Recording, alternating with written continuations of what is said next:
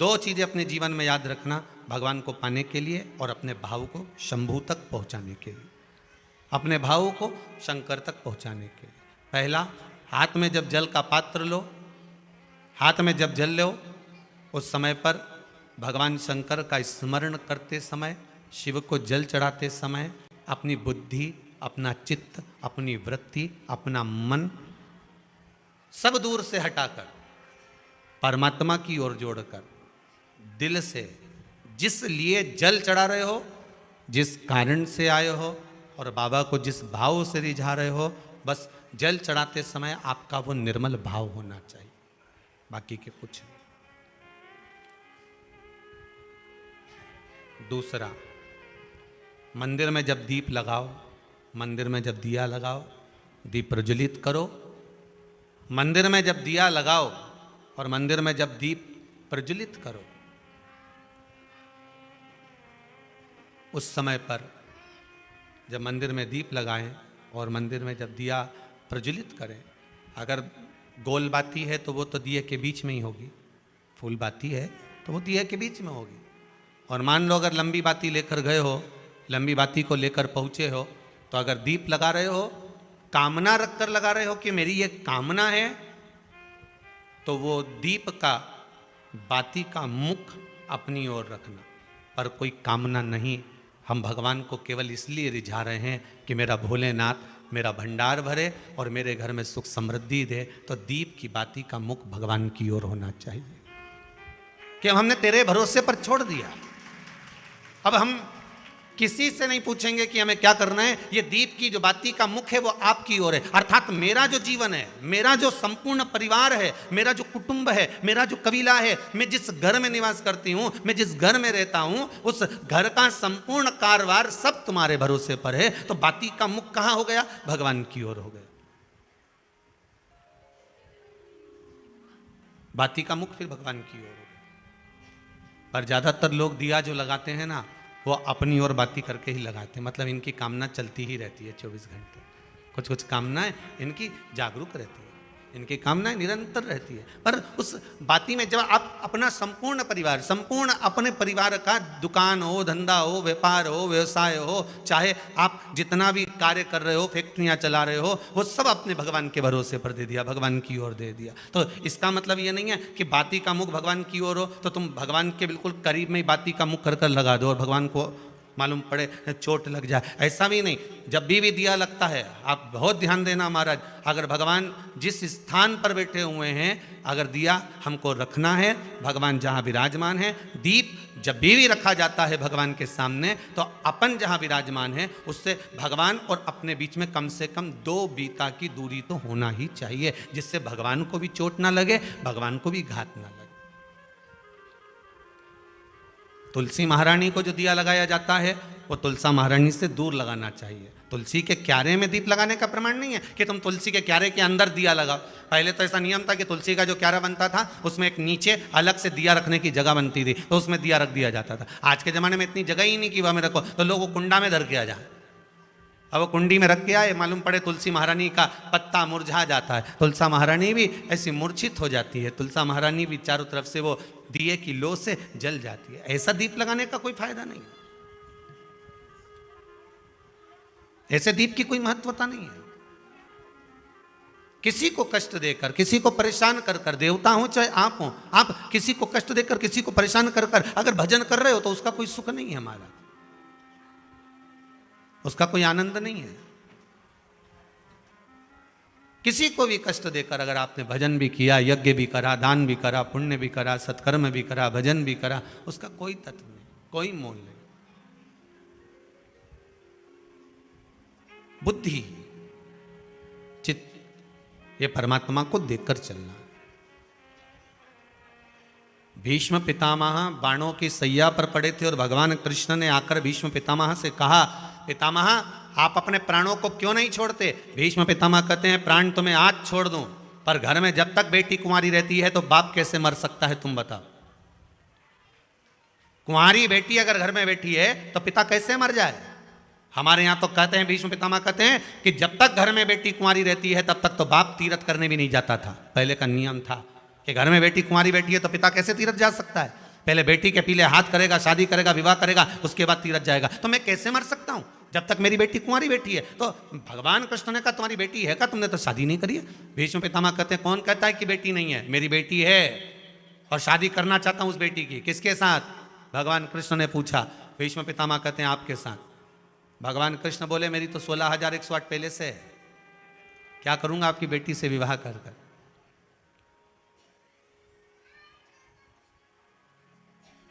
क्या करूंगा विवाह कर कर?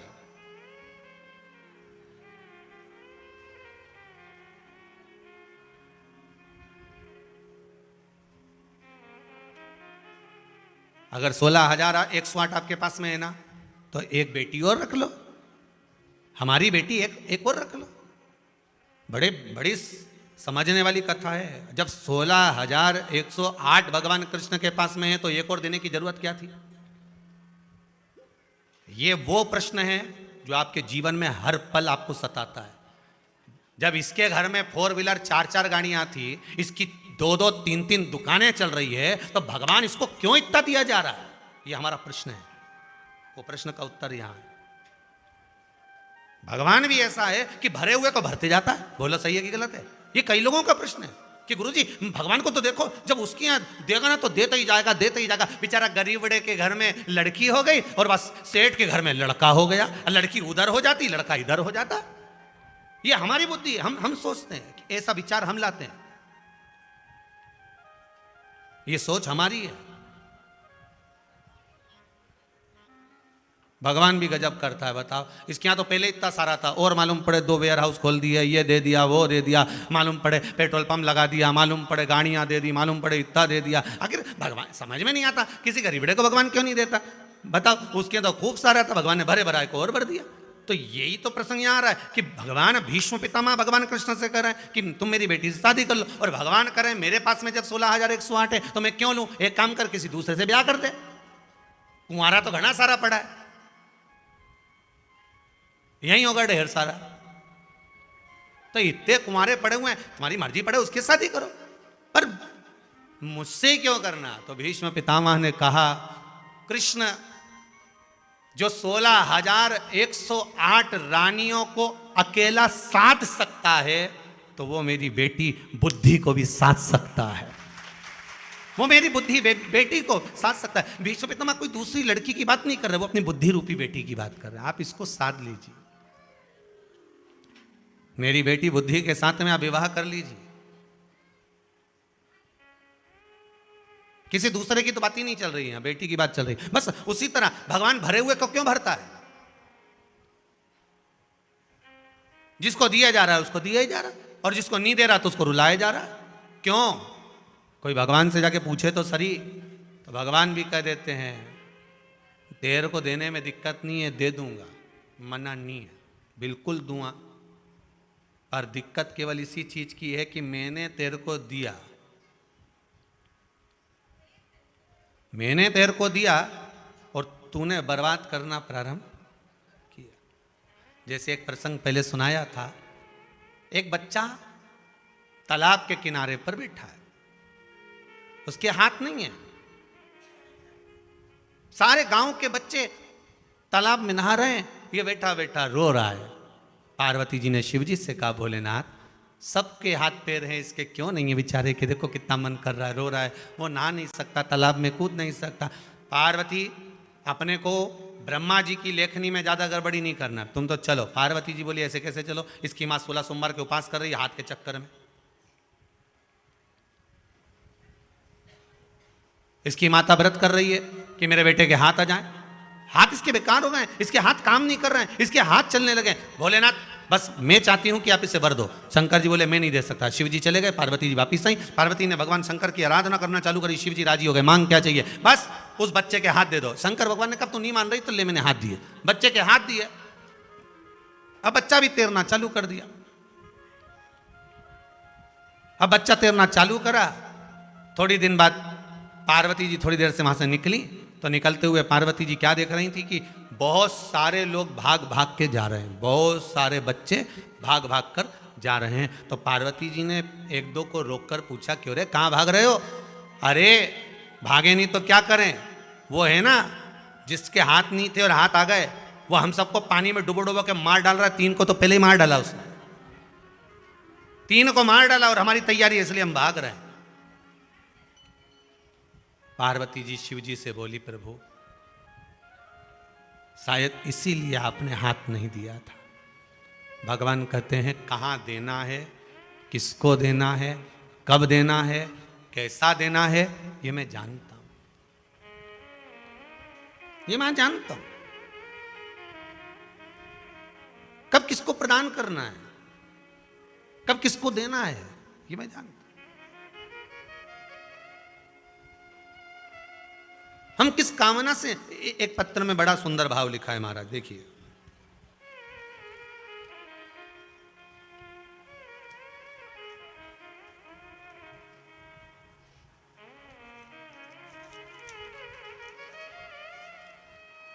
इंदौर राजेश सिंह जी राठौर, निपानिया विजयनगर इंदौर से आए।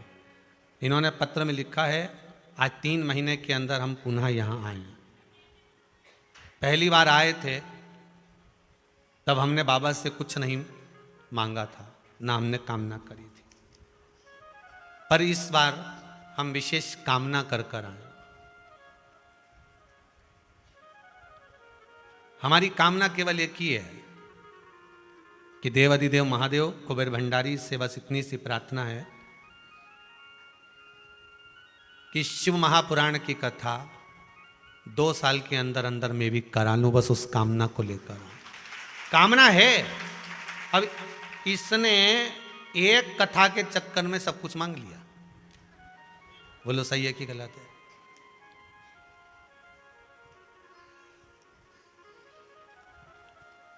कथा कब होती है?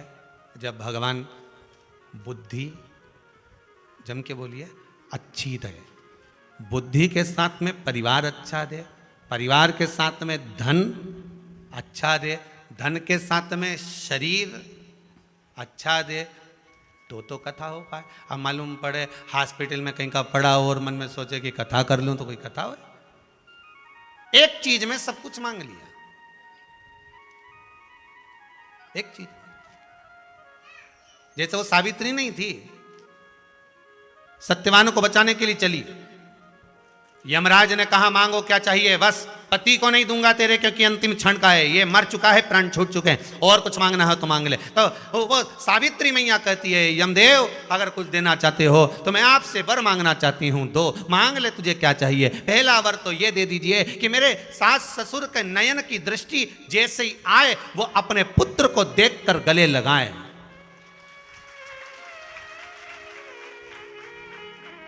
और दूसरा वर यह मांगना चाहती हूं कि मेरा गर्भ जब ठहरे उससे पुत्र प्रकट हो, और वो पुत्र मेरे गर्भ से जो जन्म ले वो मेरे पति के द्वारा दिया हुआ हो। यमराज मुस्कुराकर हंसने लगा, अच्छा हुआ तूने तेरे पति के प्राण नहीं मांगे, तथास्तु जा, तथास्तु जा। अब सावित्री फिर पीछे पीछे चली। यमराज ने कहा वर दे दिया, काय को पीछे आ रही है? भगवान सावित्री माता ने कहा अगर आप इस सत्यवान को ले जाओगे, इनको ले गए, फिर अगर आप इनको लेकर चले जाओगे तो माँ बाप नेत्र खोल के दर्शन कैसे करेंगे, और अगर आप इनको ले जाओगे तो मेरे गर्भ में संतान कैसे आएगी। यमराज ने भी हाथ जोड़ लिए सावित्री के, तेरे बराबर कोई मांग नहीं सकता। इसलिए मैं जानता हूं कि पुरुषों को मांगना नहीं आता, और माता ऐसी घुमा फिरा के मांगती है कि राम इनके वचन, जब ब्याह शादी होता है ना, शादी ब्याह होता है ना, शादी ब्याह में इनके वचन देखना, बेचारे लड़के के तो 5 वचन रहे शादी में, और लड़की के जम के तो बोलो, मतलब तुम सबको मालूम है, लड़की के 7 वचन, और 7 वचन में लड़की ने क्या क्या मांगा है। पहला वचन,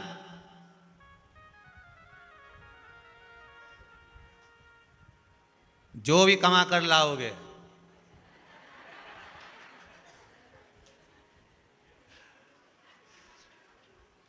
उसको मुझे बताओगे। मतलब ये जो वचन लिखे गए ना, बड़ा सोच समझ के लिखे गए। एक बार हम किताब पढ़ रहे थे, उसमें हमने पढ़ा था कि मच्छर कभी किसी व्यक्ति को नहीं काटता। कौन? जम के बोलिए। मच्छर कभी किसी व्यक्ति को नहीं काटता। मच्छर की जो पत्नी होती है, मादा मच्छर,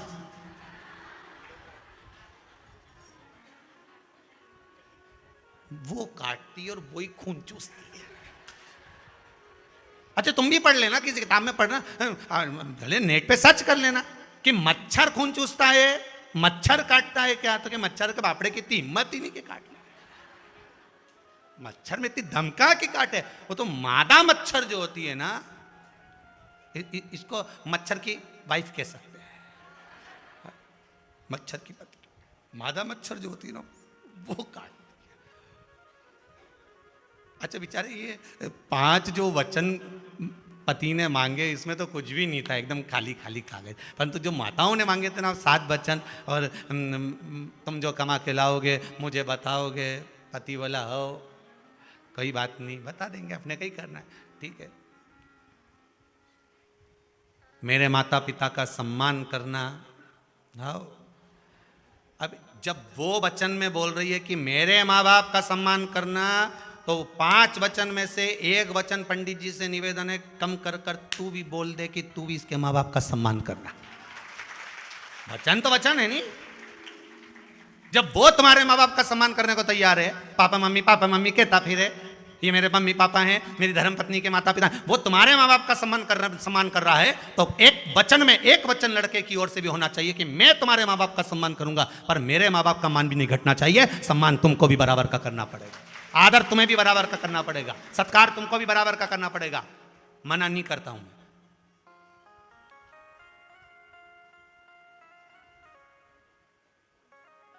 जहां भी जाओगे मुझे बता कर जाना। आप बताओ, इसलिए सवेरे जब भी जाता है तो कहकर जाता, जा रहा हूं।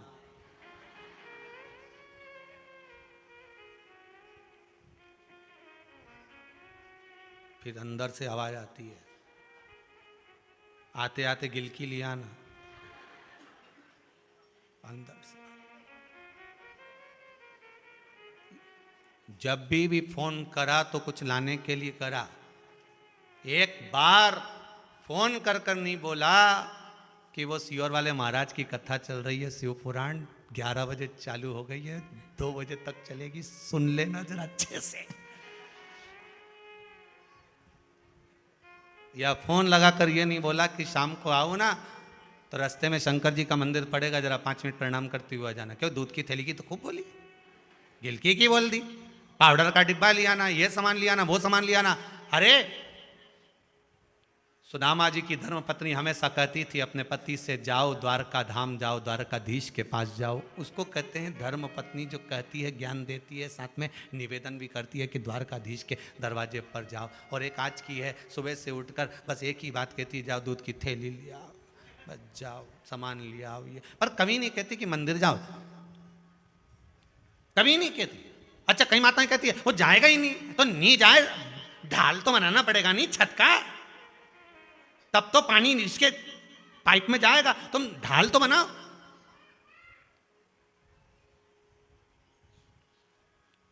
बनाओ ढाल, कैसे नहीं जाए।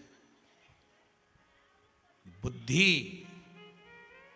रूपी कन्या को भीष्म पितामह भगवान कृष्ण को देगा। जो समझ सकता है, जो जान सकता है, उसी को दिया जा सकता है।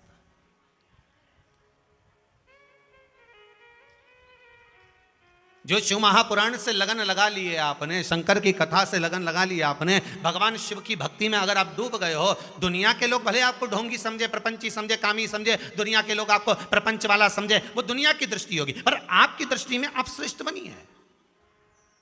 आपकी दृष्टि में आप भगवान के भजन करते रहिए, आपको मतलब ही नहीं संसार से।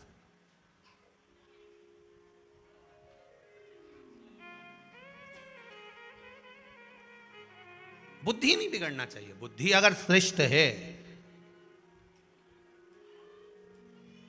तो किसी ने कहा, गुरुजी एक जगह कथा में कह रहे थे कि बुद्धि नहीं बिगड़ना चाहिए, तो कहा महाराज जी ये बुद्धि बिगड़ती क्यों है? तो हमने कहा बुद्धि का भी काम है। जैसे माताएं रजो धर्म में आती हैं 7 दिन काम नहीं करती हैं, उनका स्पर्श नहीं किया जाता है, उनको छुआ नहीं जाता है, वो पूजन की वस्तु को नहीं छूती हैं रजोधर्म के समय पर। भले आज का फैशन बदल गया हो, आजकल सब पढ़े लिखे हो गए, ज्यादा पढ़ गए,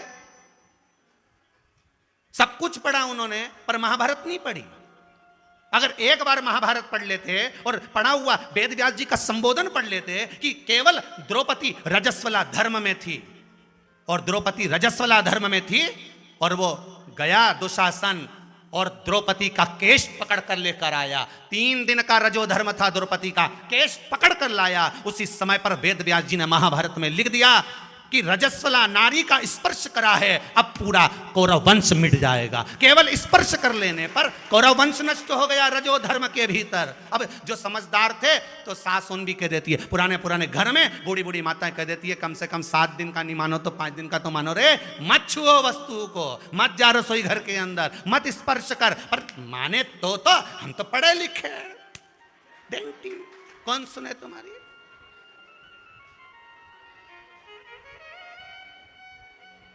कौन सुने। अरे मम्मी तुम भी ओल्ड फैशन किया, तो मम्मी बोली तू तो न्यू फैशन की है, नहीं ठीक करो करो।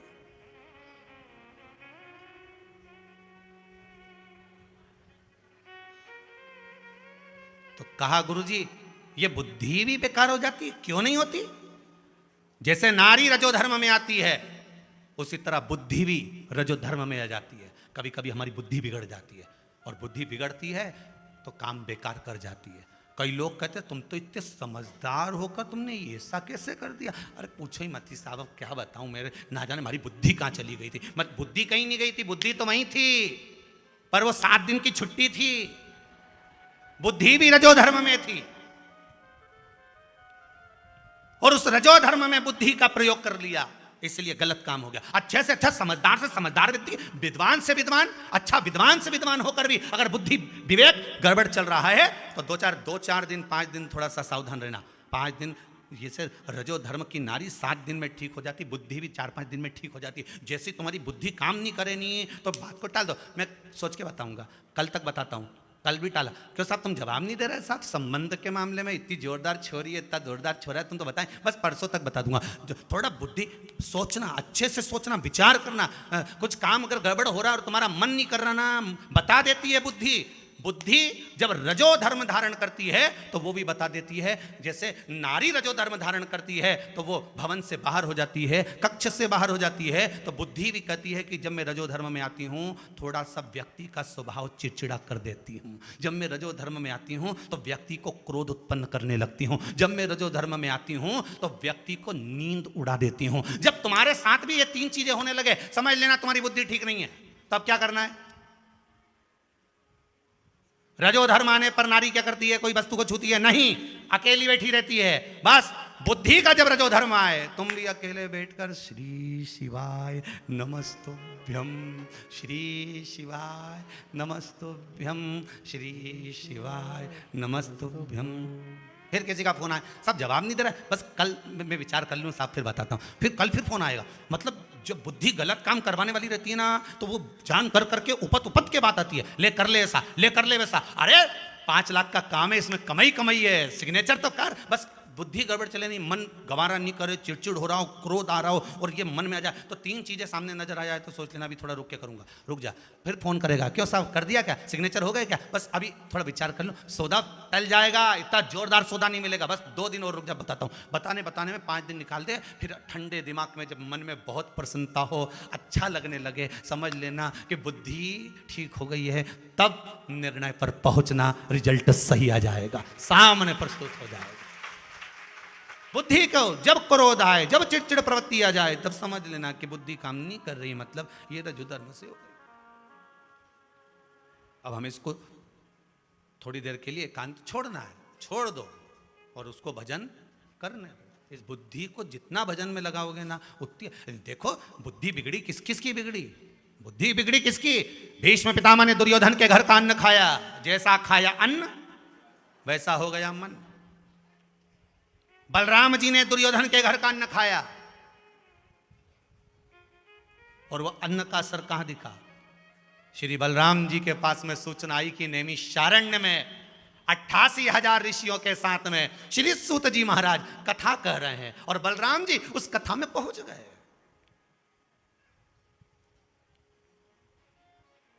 बलराम जी उस कथा में पहुंच गए और बलराम जी जब कथा में पहुंचे, पहुंचने के बाद बलराम जी तो बस और देखे न पूर और सीधे सूत जी के पास में जाके जो झड़ा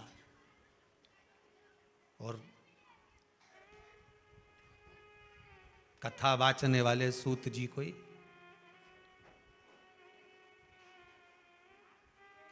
हाहाकार मच गया चारों तरफ। 88,000 ऋषि उठकर खड़े हो गए। ये क्या कर दिया? कथा वाचने वाले श्री सूत जी महाराज का पद, श्री सूत जी महाराज का ये हाल। 88,000 ऋषि उठ के खड़े हो गए, पूरा ब्रह्मांड हिल गया, हाहाकार हो गया, पूरा नैमिषारण्य हिल गया। ये क्या कर दिया बलराम जी ने? इतने समझदार होकर, शेष जी के अवतार होकर, भगवान होकर ये क्या कर गए? आखिर हुआ कैसे? बलराम जी से पूछा आपने ऐसा क्यों करा? तो कि मैं आया तो सम्मान क्यों नहीं करा, मुझे माला क्यों नहीं पिनाई, स्थान क्यों नहीं दिया बैठने का, ये खुद बैठा रहा गादी पे, उठा क्यों नहीं? ऋषियों ने कहा ये व्यासपीठ पे बैठे थे सूत जी महाराज। व्यासपीठ कोई साधारण होती है? अच्छे अच्छे मंत्री संतरी जितने भी मिनिस्टर आदि जितनी भी पीठ पर बैठते हैं, चाहे बड़े से बड़े मंडलेश्वर हों, चाहे बड़े से बड़े आचार्य हों, वो भी हर पीठ से सबसे बड़ी पीठ होती है व्यासपीठ। सारी पीठें नीचे पर व्यासपीठ ऊंची है। सूत जी महाराज जहां बैठे थे वो व्यासपीठ थी, उसका आदर करा उनने, नहीं उठे। एक बार बैठने के बाद व्यासपीठ से तभी उठा जाता है जब आरती पूजन स्मरण पूर्ण हो जाए।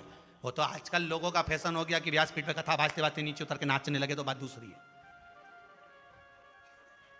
आजकल का फैशन हो गया कि कथा भाजते भाजते व्यासपीठ पे खड़े होकर नाचने लगे, वो बात दूसरी है। पर व्यासपीठ की मर्यादा 88,000 ऋषि नैमिषारण्य तीर्थ में बता रहे हैं कि व्यासपीठ की मर्यादा किसको कहते हैं कि व्यासपीठ पर बैठ गए एक बार तो चाहे अच्छे से अच्छा मंत्री संतरी कलेक्टर कोई भी आए वो पास में आए, पर व्यासपीठ से उठकर आप खड़े नहीं हो सकते जब तक कि कथा की पूर्णता नहीं हो जाए। इसलिए सूत जी नहीं उठे।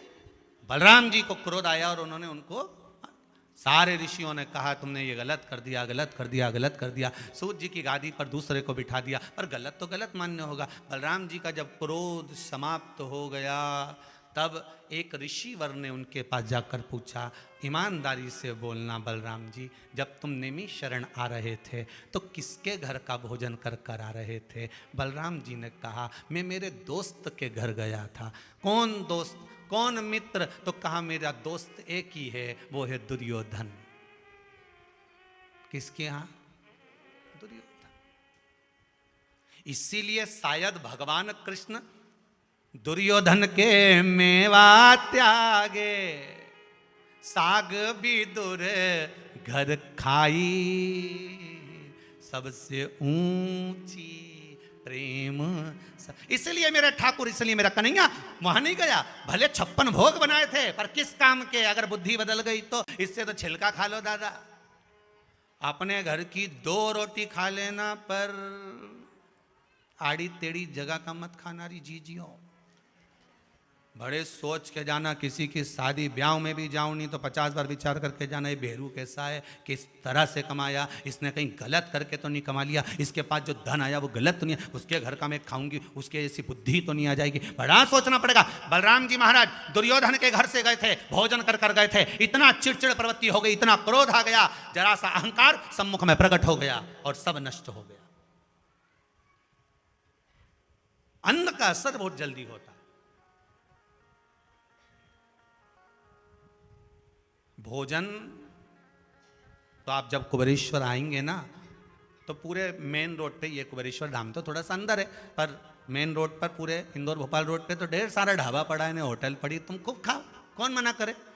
और कुबेरेश्वर धाम में आने के बाद भले दाल पतली मिले, कड़ी में भजिया नहीं मिले, मान लो भले रोटी पूड़ी जो मिले, चावल दाल जो मिले, पर खाना वहां का जहां का खाकर जाओ तो पूरे रास्ते श्री शिवाय नमस्तुभ्यम गाते गाते जाओ। अन्न वहां का पाकर भले कैसा मिले, कैसा ही, पर उसका भाव दूसरा होता है, उसका रस तत्व दूसरा होता है।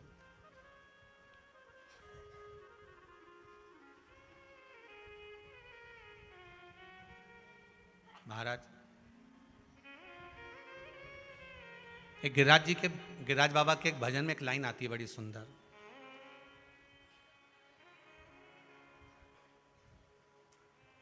कि 5 रुपए की 5 जलेबी। आप लोग भजन गाते होगे, उसमें गाते होगे गिरिराज जी के भजन में, कि 5 रुपए की 5 जलेबी में तो रोड बैठ कर खाऊं मारा वीर, नहीं माने मेरो मनवा, मैं तो गोवर्धन को जाऊं मारा वीर, नहीं माने। ध्यान देना, 5 रुपए की 5 जलेबी कहाँ बैठ के खाऊं? जम के बोलो जरा, रोड बैठ कर, मतलब रोड पे बैठ कर खाऊं। तो कहीं इसके कुर्सी नहीं मिली या कहीं दूसरा होटला नहीं मिला, पर रोड बैठ कर, मतलब रोड पर क्यों? क्योंकि इस रोड की रज में मेरे गोवर्धन नाथ जी के चरणारविंद की रज भरी पड़ी होगी। जब मैं बैठ कर खाऊंगी, जलेबी चाशनी की है, हवा लगेगी, उसमें से रज उड़ेगी, जलेबी में चिपकेगी, वो मेरे भीतर जाएगी और मेरा कल्याण कर जाएगी। जब एक रज का टुकड़ा ब्रजवासियों का कल्याण कर सकता है तो मेरा क्यों नहीं कर सकता?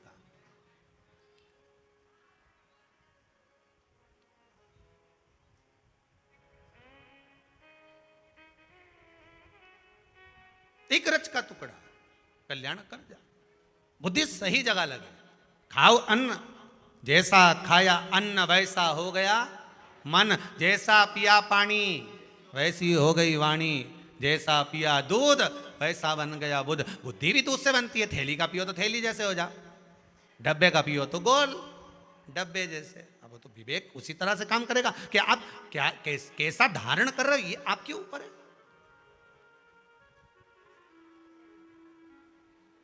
आज के जमाने में तो जरा सी देर बच्चा रुआया, इन्होंने बैग में से बोतल निकाली और इन्हें पकड़ा दी, ले पीता है।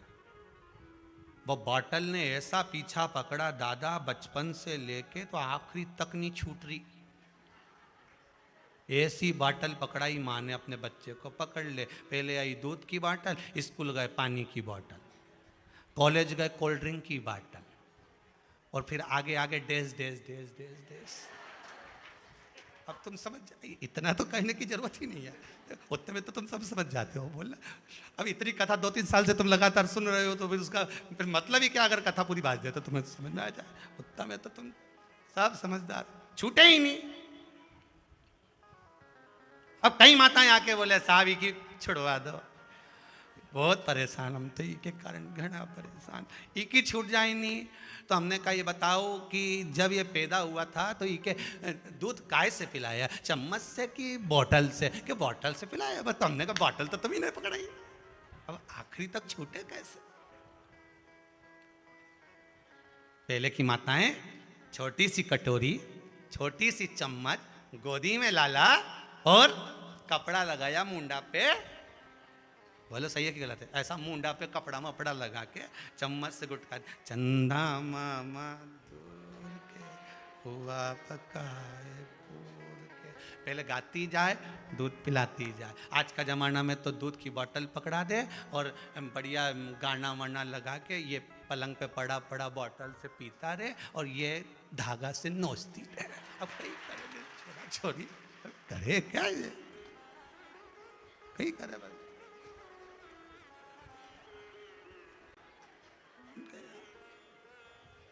सोचो अब क्या हमारा बच्चा कर रहा, अब छुड़वाई दो गुरुजी। अब गुरुजी कहीं करे, तू ये क्या छोटा कर दे, मैं छुड़वा दूं। अब ना छोटा हो ना छूटे, बड़ा कठिन। पर विश्वास अगर प्रबल है, भरोसा अगर दृढ़ है, तो भगवान कृपा भी करता है, करुणा करता है।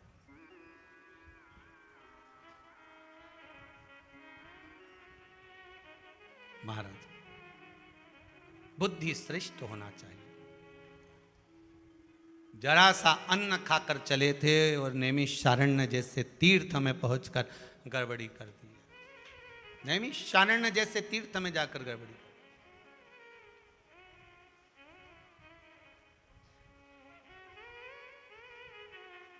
मैंने दुर्योधन के घर का अन्न खाया है। भगवान कृष्ण ने कई बार समझाया था दाऊ जी महाराज को, बलराम जी को कई बार कहा दोस्ती अच्छों से करो, ऐसों से दोस्ती कर कर क्या करोगे। आपसे भी निवेदन है 50 बार विचार करना मित्र बनाने से पहले। 50 बार विचार करना मित्र बनाने से पहले। दोस्ती किसके साथ कर रहे हो, किसकी संगत में बैठ रहे हो, किसके साथ रह रहे हो, 50 बार विचार करिए।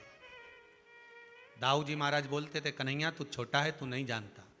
भगवान कृष्ण कहते थे दाऊ दादा मैं सब जानता हूं कि ये बलराम जी, मैं सब जानता हूं कि ये दुर्योधन किस क्वालिटी का है, इसका व्यवहार क्या है। अरे कन्हैया तू अभी मेरे साथ गया नहीं है, एक बार दुर्योधन के यहाँ चल तो सही, मेरी राज सत्ता देखना। जैसे ही जाऊं ने सामने दासियां चवण डोलाए, सिंहासन खाली हो जाए और मेरे पांव दबाए दुर्योधन। तूने देखा क्या है 100 की 100 भाई मेरे आगे पीछे घूमे। हो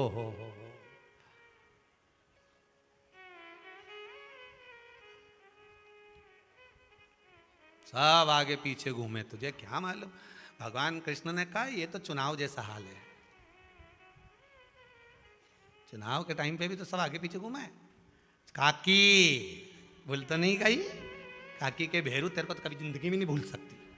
जा उधर, वैसे को सब मालूम है। जब मैं जाति प्रमाण पत्र बनाने आई थी वहां से 500 रुपये लिया था। आवा तू काकी भूल तो नहीं गई, काकी के कहीं नहीं भूलूं, याद 6 साल पहले का, तू चिंता मत कर जे मारे। भगवान कृष्ण कह रहे बलराम जी से, भैया बलराम जी कह रहे वो मेरे आगे पीछे घूमे, 100 की 100 ही भाई लगा रहे, आगे पीछे घूमे, मेरा सम्मान करे, सत्कार करे, आदर करे, मेरा हर पल मेरा गुणगान करे। भगवान कहते दाऊ दादा तुम पहचान नहीं सकते भीतर कपट कितना भरा है, तुम्हें क्या मालूम है। ये दिखावे का प्रेम नहीं चाहिए, प्रेम चाहिए भीतर का, प्रेम भीतर का होना चाहिए।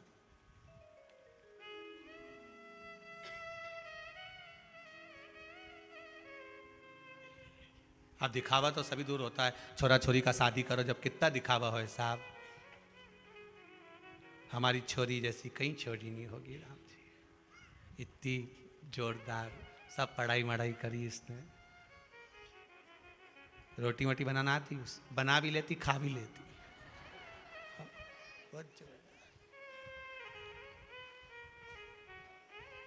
सिलाई कढ़ाई आती है, हाँ सास का मुंह सिलना तो आता है। इतनी जोरदार छोरी कहीं मिलेगी। गाड़ी वाड़ी चलाना आती, हाँ आती तो है, पर गाड़ी लेके चली जाती है ऐसी ठोक के आती तो थाना भी मिलती, किसी में कहीं नहीं मिलती। इतनी जोरदार छोरी। परिवार अब कोई ये तो नहीं कहेगा कि ये गड़बड़ है, कौन कहे।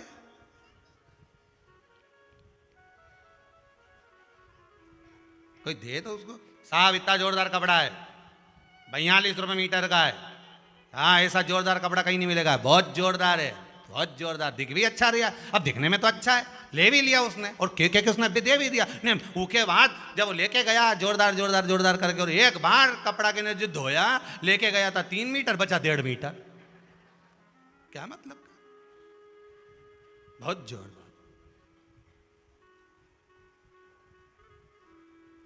दिखावा ना करिए, मेरे शंभू को दिखावा प्रिय नहीं। हम सबसे कहते हैं कि आप केवल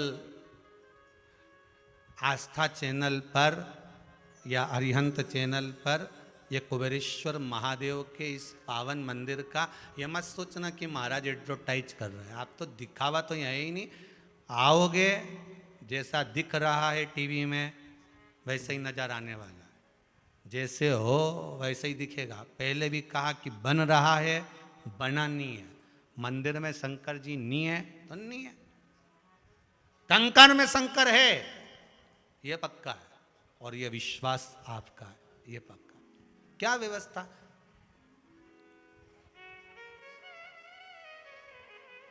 यहां पर जितने लोग आप लोग आए हो, कई बहुत धनपति हैं, कई करोड़पति है, किसी के कुछ चल रहा, किसी के कुछ चल रहा।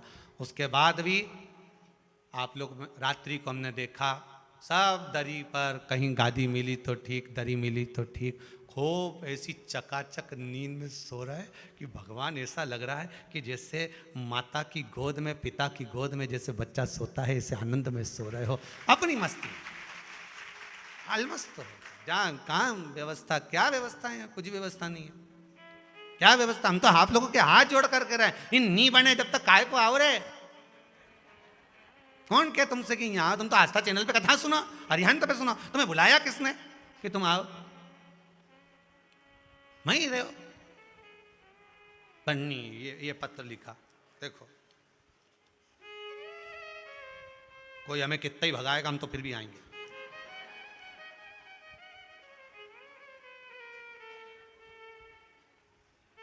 एक दिल्ली से रेणु गुप्ता ने पत्र लिखा है।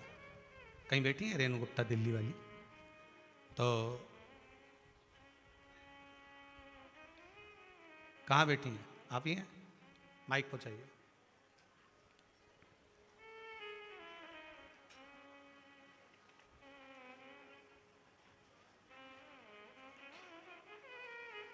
पीछे बढ़ा दो माइक जल्दी जल्दी।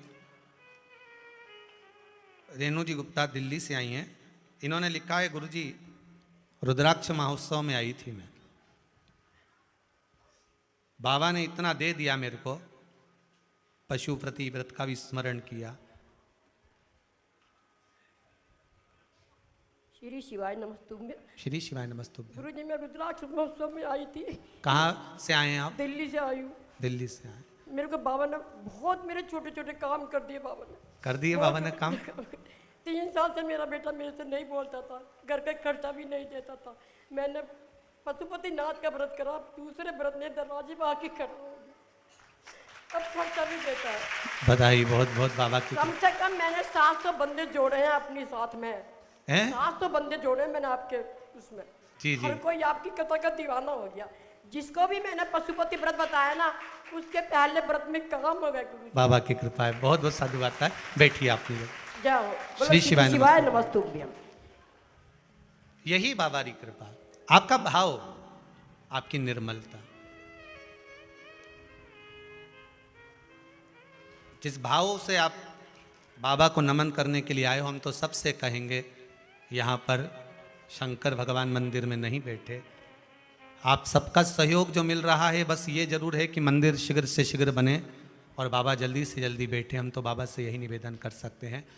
पर जिस विश्वास को लेकर, जिस आस को लेकर आप पहुँचे हो, इतना विश्वास तो मुझे मेरे कुबेर भंडारी पर है कि इस भूमि से कोई खाली नहीं गया। 3 महीने में वापिस आया। आना तो पड़ेगा। आप आए हो ना, भले मांगा नहीं मांगा वो अपनी जगह पर, आप कुछ नहीं भी मांगोगे ना तो भी 3 महीने में वापिस आना पड़ेगा। भले पड़ोसन जा रही होगी तो उसके साथ आ जाओगे, पर आना तो पड़ेगा।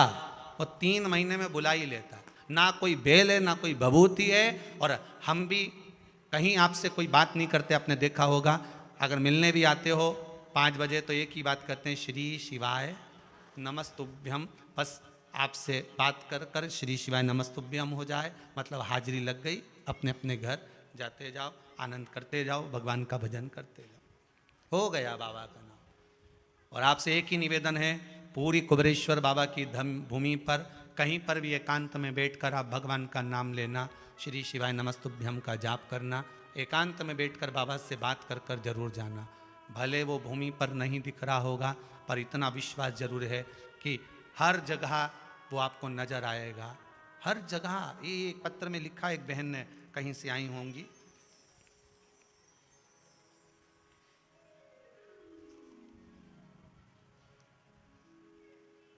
महाकाल की लड़की कल्याणी पाटीदार इंदौर से हैं। कहाँ बैठी हैं कल्याणी जी?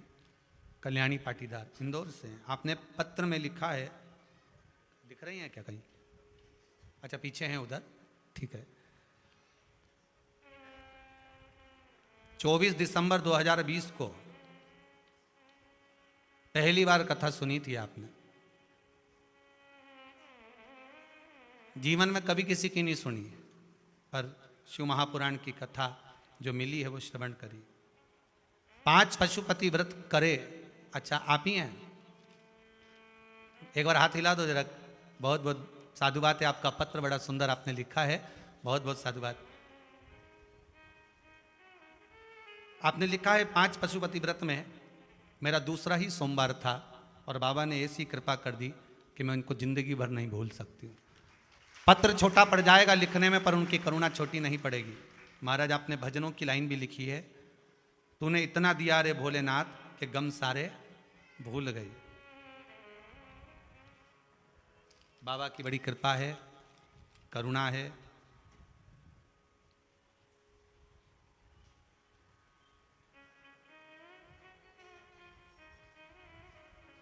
बड़ा भाव अपने वर्णन करा है।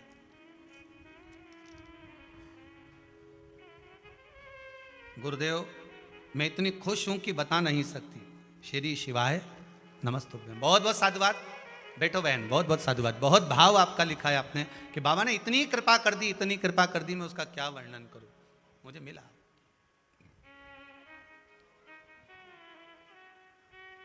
बस वही भाव रखकर आप लोग आए हैं, शिव कथा सुन रहे हैं। बाबा से निवेदन है बाबा आपकी मनोकामना पूर्ण करे, उसका मिलन, शिव की एक भक्ति आपके हृदय में जरूर जागृत हो। बाबा कुबेर भंडारी आपके हृदय में अवश्य विराजमान। तेरा ही दिया मैंने खाया पिया है, तेरा शुक्रिया है, तेरा शुक्रिया है। मुझे भोले बाबा ने बहुत दे दिया है, तेरा शुक्रिया है, तेरा शुक्रिया। महाराज लोग कहते हैं कि मंदिर जाओगे, दर्शन करोगे, तब दुख कटेगा। शिव महापुराण में वेद व्यास जी लिखते हैं कि भगवान के दरवाजे पर जाने का मन में भाव आ गया तो समझ लो दुख तो उसी दिन से कटना प्रारंभ हो गया, तकलीफ उसी दिन से कटना प्रारंभ हो गई। जिस दिन तुम्हारे मन में ये आ गया कि मुझे मंदिर जाना है, जिस दिन तुम्हारे मन में आ गया कि मुझे शंकर के दरवाजे जाना है, जिस दिन तुम्हारे मन में आ गया कि मुझे भगवान की कथा में, शिव कथा में, शंकर के अनुमोदन में, शिव महापुराण में जाना है, मन में आ गया, वो दे दिया, वो प्राप्त हो गया।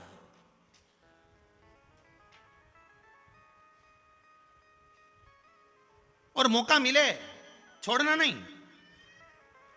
हम तो यहां तक कहेंगे अगर तुम्हारे शहर में बाबा की कथा, शिव महापुराण का अनुमोदन हो, अभी जैसे 30 नवंबर को वहां है और इसके बाद में अभी 13 तारीख से कहां पर है, नहीं वहां गया जी के पास में कथा है। मौका मिले और आप उसके नजदीक में रहते हैं तो भले आधा घंटा की श्रवण करो, पर श्रवण करो। इंदौर में 30 नवंबर से कथा हो, हम तो इंदौर के लोगों से भी कहेंगे जितना समय मिले श्रवण करने, उसकी हाजिरी लगाने के लिए उसके पंडाल में जरूर पहुंचो, भले थोड़ी देर जाओ पर जाकर हाजिरी जरूर करो, उसके दरवाजे पर पहुंचो, श्रवण करो, भक्ति का स्मरण करो। और हां, ज्यादा चीजें लेकर नहीं पहुंचना, क्योंकि हमको उसके दरवाजे से लाना है। तो ज्यादा ये सोना चांदी ये ज्यादा पहन के टेंशन लेके मत आना हो, नहीं तो बार बार अपने टेंशन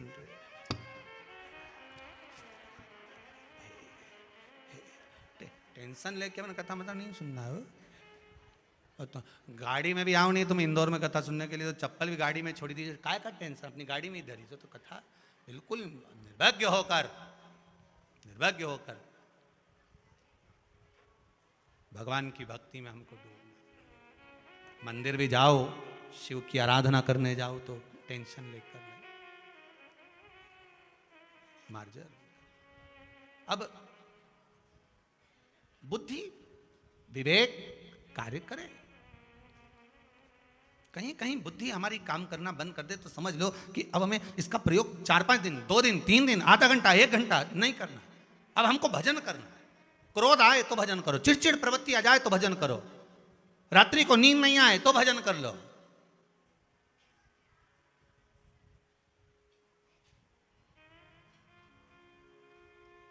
पर घर वालों को बता के करना कि रात को मेरे को नींद नहीं आ रही तो भजन कर रही हो, इसमें भी गड़बड़ी हो जाती है। एक बार हमने कह दिया रात्रि को नींद नहीं आया तो भजन करो, अब एक अम्मा बेचारी बाल खोल के बैठ गई।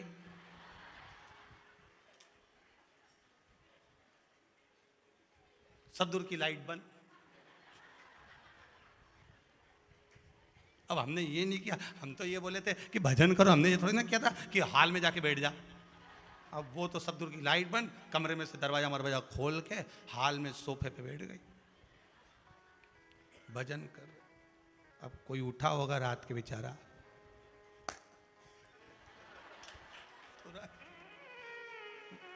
चक्कर, बीपी ऊंचा नीचा हो गया, तो न बोल सके ना कुछ कर सके। सवेरे अम्मा तो सो गई, ये जग गया, ऐसा आंख खोल के पड़ा। सब हिला रहे डुला रहे, हुआ क्या, पानी का छींटा दिया। सोफे पे भूतनी बैठी थी, तो भूतनी का भूतनी बताओ, भजन कर तो बैठे। तो पहले घर वालों को बता देना कि महाराज बोले कि अगर नींद नहीं आए तो जया, विषहरा, सामरी बारी, दो तली, देव, शंकर जी की 5 बेटियों का स्मरण करा, जल का आचमन किया, सो गए, नींद आ जाए। भजन करो शिव का, भक्ति धारण करो भगवान की, भजन जरूरी है।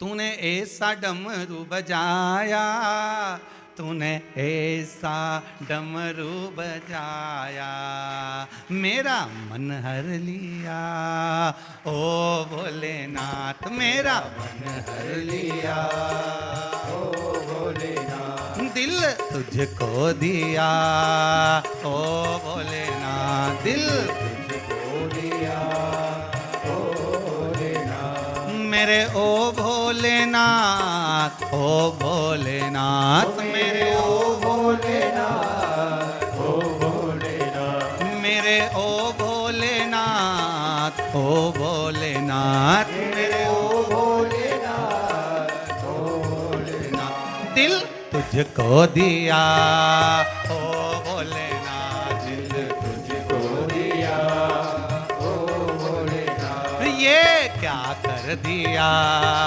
ओ भोलेनाथ ये क्या कर दिया, ओ भोलेनाथ।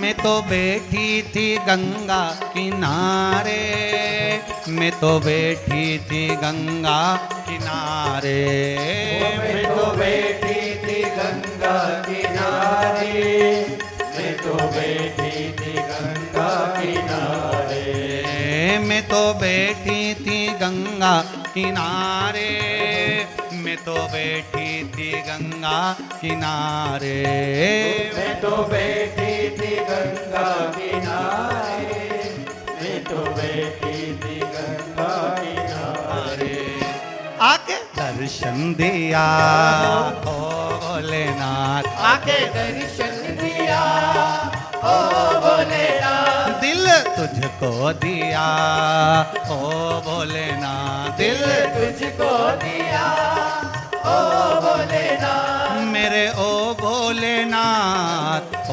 भोलेनाथ मेरे ओ भोलेनाथ, ओ भोलेनाथ मेरे ओ भोलेनाथ, ओ भोलेनाथ मेरे ओ भोलेनाथ, ओ भोलेनाथ दिल तुझको दिया, ओ भोलेनाथ दिल तुझको दिया, ओ भोलेनाथ ये क्या क्या कर दिया ओ भोलेनाथ, ये क्या कर दिया ओ भोलेनाथ।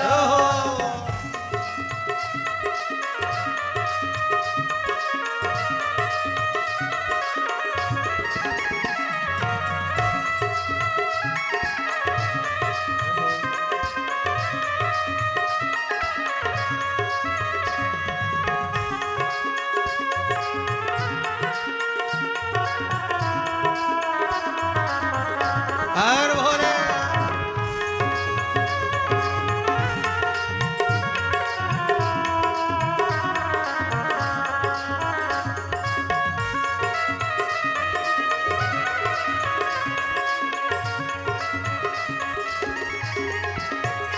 तूने ऐसा डमरू बजाया, तूने ऐसा डमरू बजाया, तूने ऐसा डमरू बजाया, तूने ऐसा डमरू बजाया, तूने ऐसा डमरू बजाया, तूने ऐसा डमरू बजाया, तूने ऐसा डमरू बजाया, तूने ऐसा डमरू बजाया, मेरा मन हर लिया ओ भोलेनाथ, मेरा मन हर लिया ओ भोलेनाथ, दिल तुझको दिया ओ भोलेनाथ, दिल तुझको दिया ओ भोलेनाथ, मेरे ओ भोलेनाथ, ओ भोलेनाथ, मेरे ओ भोलेनाथ, ओ भोलेनाथ, मेरे ओ भोलेनाथ, ओ भोलेनाथ, मेरे ओ भोलेनाथ, ओ भोलेनाथ, दिल तुझको दिया ओ भोलेनाथ, दिल तुझको दिया ओ भोलेनाथ, ये क्या कर दिया ओ भोलेनाथ, ये क्या कर दिया ओ भोलेनाथ।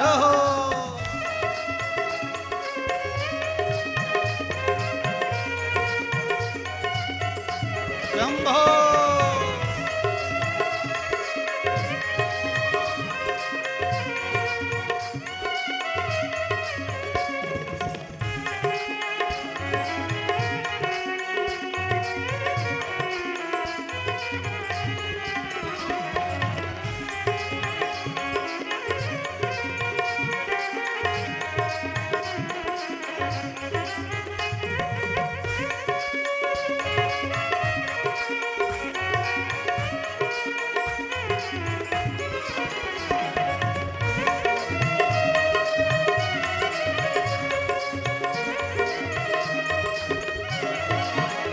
तेरे चरणों में ध्यान लगाया, तेरे चरणों में ध्यान लगाया, तेरे चरणों में ध्यान लगाया, तेरे चरणों में ध्यान लगाया, ओ तेरे चरणों में ध्यान लगाया, तेरे चरणों में ध्यान लगाया, तेरे चरणों में ध्यान लगाया, तेरे चरणों में ध्यान लगाया, मुझे अपना लिया ओ भोलेनाथ, मुझे अपना लिया ओ भोलेनाथ, दिल तुझको दिया ओ भोलेनाथ, दिल तुझको दिया ओ भोलेनाथ, मेरे ओ भोलेनाथ, ओ भोलेनाथ, मेरे ओ भोलेनाथ, ओ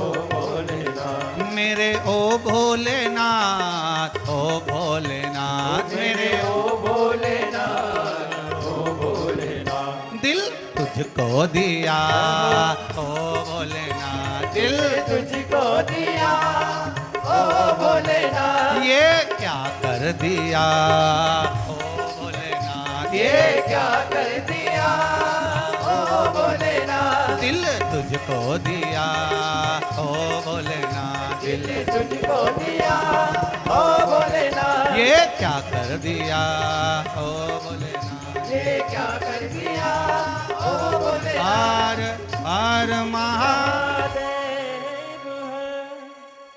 भगवान शिव की कथा कहती है भाव की शुद्धता हो, निर्मलता हो तो भगवान मिलता जरूर है। आपकी बुद्धि, आपका विवेक, आपकी वृत्ति अगर श्रेष्ठ है तो वो परमात्मा मिलेगा जरूर।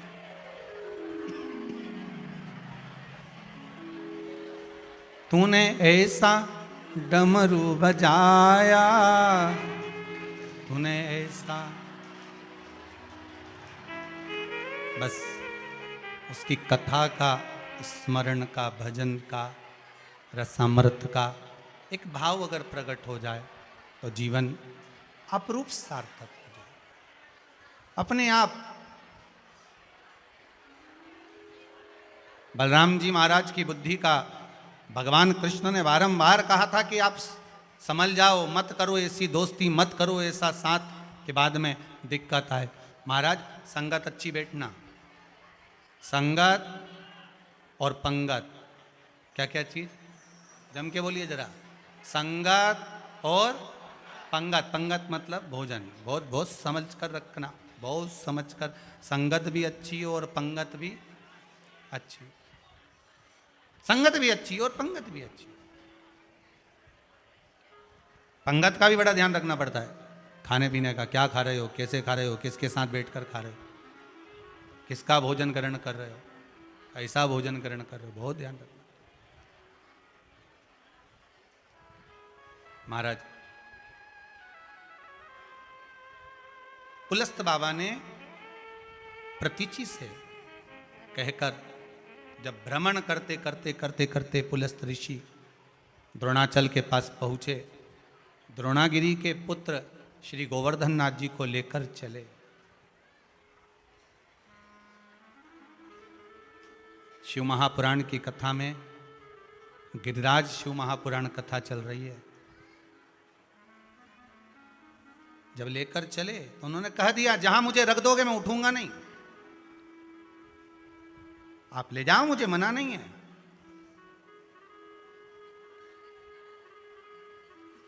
पर जहां रखोगे मुझे मैं वहां से हिलने वाला नहीं हूं।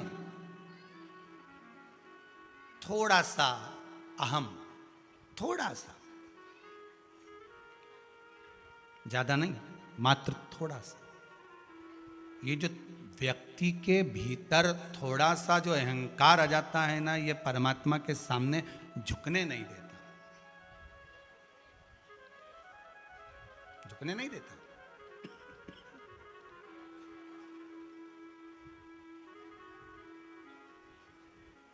हमारा अभिमान, हमारा अहंकार हमें परमात्मा की ओर लेकर नहीं जाता। किसी किसी को विद्वत्ता का इतना अहंकार हो जाता है, मेरे पास में मैं इतना विद्वान, मैं इतना विद्वान, मैंने ये पढ़ा, मैंने ये पढ़ा, मैंने वो पढ़ा, कोई नहीं जानता मेरे विद्वत्ता को। ये अहंकार लंकाधिपति रावण भी कहता था कि मेरे बराबर कोई नहीं, पर अहंकार चला कहां।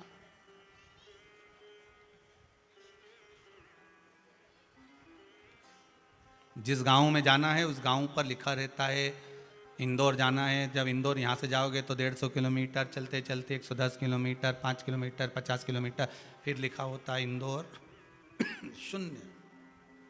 क्या लिखा रहता है? शून्य। सीहोर जाना है 8 किलोमीटर, सीहोर पहुंचे तो क्या लिखा होगा? शून्य। मतलब आप सीहोर में पहुंच गए, शून्य आ गया, समझ लो आप वहां तक, मंजिल तक पहुंच गए हो। उसी तरह हमारे भीतर से जब अहंकार शून्य हो जाता है तब समझ लेना आप शंकर तक पहुंच गए हो, आप शिव तक पहुंच गए, है ना। हमारा जो अभिमान है, हमारा जो अहंकार है, वो हमें छूटता नहीं, हमें झुकने नहीं देता भगवान के आगे। बहुत ध्यान देना माई, मेरी माताओं से निवेदन है, मेरे भाइयों से निवेदन है, मेरे बेटा और बेटियों से सबसे निवेदन करूंगा, अगर पशुपति नाथ का आप व्रत कर रहे हो सावधानी से करो, किसी को दिखाना नहीं, बताना नहीं कि भैया हम दिखावा कर कर व्रत करें। बताओ कि हम पशुपति व्रत कर रहे हैं, आप ही कर सकते हो। जैसे माता जी बोल रही थी दिल्ली वाली कि मैंने जिसको बताया पशुपति व्रत, सबके काम हो गए। छुपा हुआ रखा था ये व्रत, आज से 2 साल पहले कोई नहीं जानता था कि ये व्रत है क्या, पशुपति व्रत कहाँ है। अब आज के जमाने में तो यूट्यूब पर निकालोगे तो ढेर सारी क्लिपिंग निकल जाएगी, कोई किसी तरह से बताएगा, कोई किसी तरह, पर छुपा कर रखा हुआ था ये। श्री शिवाय नमस्तुभ्यम मंत्र छुपा कर रखा हुआ था, निकलने नहीं दे रहे। अगर ये सरल सरल चीज लोगों के सामने पहुंच जाएगी तो फिर लोगों का व्यापार कैसे चलेगा। लोग तो यूं ही शंकर जी पे जल चढ़ा चढ़ा के नहीं अपना काम निकाल लेंगे, 5 दिया लगा लगा के, फिर लोगों का व्यापार तो सब ठप नहीं हो जावे। यही कारण तो होता है ना कि सीवर वाला महाराज बुरा है, और बताए क्यों, तिजोरी का माल लुटाए क्यों। करो आराधना भगवान की, बस ढोंग प्रपंच छल से दूर रहना, कहीं हमें नहीं प्रपंच करना, ना हमें ढोंग करना। हम जैसे बाहर हैं वैसे ही अंदर रहना, जैसे अंदर है वैसे बाहर रहना। लेकर चले तो थोड़ा सा पुलस्त बाबा को अहम आ गया, अहंकार का संबोधन बिल्कुल सामने आ जाता है। पुलस्त ऋषि ने कहा क्या बोले हो गोवर्धन, कि जहां तुम उतर दोगे वहां से मैं उठूंगा नहीं। पुलस्त ऋषि ने कहा तुम मुझे जानते नहीं हो, तुम मुझे पहचानते नहीं हो, अगर मैंने रग भी दिया ना तो तुम्हें उठाने का बल मुझ में है।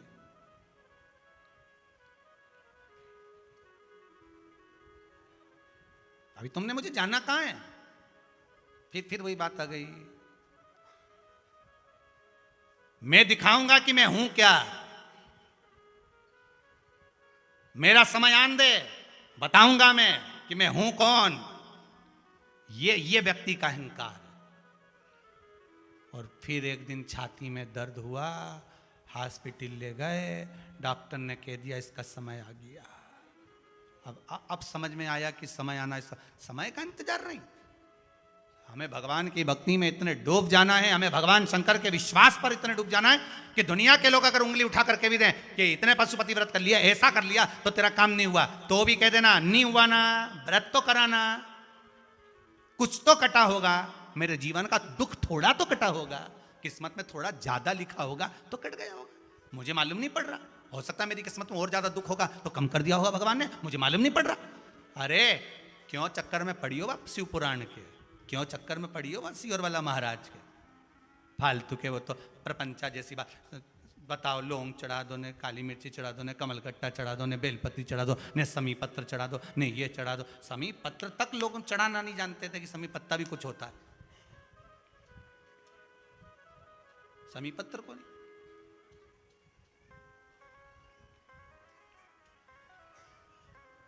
चढ़ाओ भाव से चढ़ाओ, दिखावा कर कर नहीं हमें कुछ चढ़ाना। पुलस्त बाबा ने एक संबोधन कह दिया, तुम मुझे जानते नहीं। और शिव महापुराण की कथा कहती है जब शंकर के दरवाजे पर जाना, जब शिव के मंदिर में जाना, शिव कथा में जाना, शंकर के अनुमोदन में जाना तो शून्य होकर जाना। अपनी राज सत्ता, तुम कितने बड़े विद्वान हो, तुम्हारे पास में कितनी सत्ता हो, किस गादी पर तुम बैठ रहे हो, तुम्हारा सिंहासन किस हिसाब का है। शंकर के सामने कोई सिंहासन नहीं चलता, कोई सिंहासन नहीं।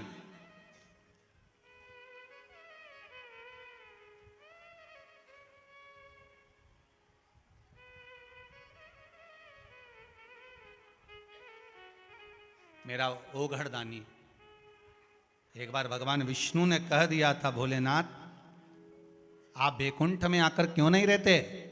शंकर भगवान कहते हैं जहां मैं रहता हूं वहां बैकुंठ खुद आता है। संबोधन सुनिएगा, जहां शिव है, शिव मतलब शांति, जहां शिव है वहां सत्य है, सत्यम शिवम सुंदर। जहां शंकर है वहां बैकुंठ भी। कहा करूं मैं बैकुंठ के जा, क्या करना मुझे बैकुंठ जाकर, यहां सब है। सारे तीर्थ धाम आपके चरणों में, हे गुरुदेव प्रणाम आपके चरणों में, हे भोलेनाथ प्रणाम आपके चरणों में। जब सारे तीर्थ यहीं बसे हुए हैं तो फिर मैं क्यों जाऊं।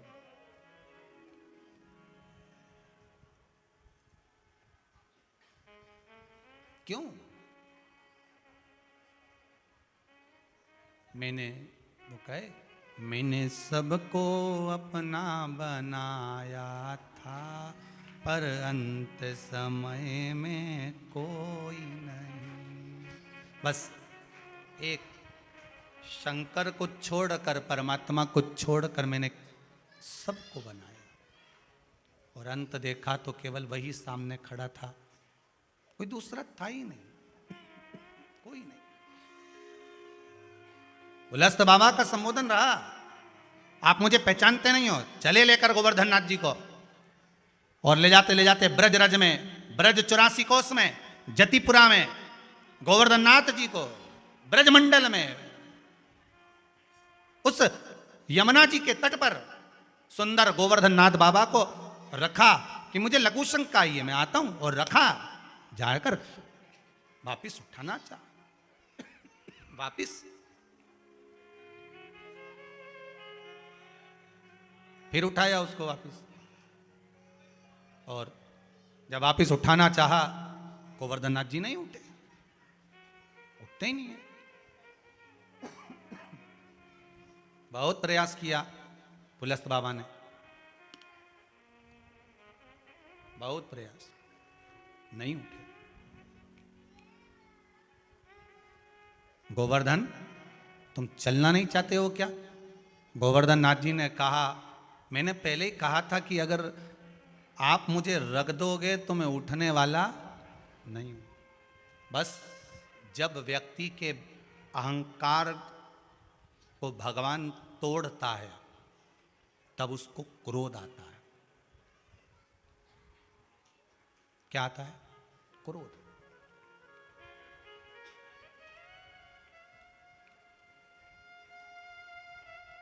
जब व्यक्ति का अहंकार टूटता है तो उसको क्रोध आएगा, और पुलस्त ऋषि को क्रोध आ गया।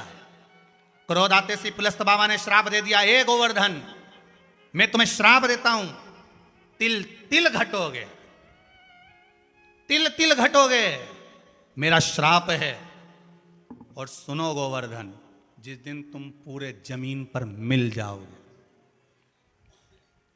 जिस दिन तुम पूरे जमीन में तिल तिल घटकर धस जाओगे, गोवर्धन मेरा श्राप है, तिल तिल घटोगे, और जिस दिन तुम जमीन में पूरे धस जाओगे, जमीन में पूरे चले जाओगे, समतल हो जाओगे, तब 100 वर्ष तक जल वृष्टि नहीं होगी।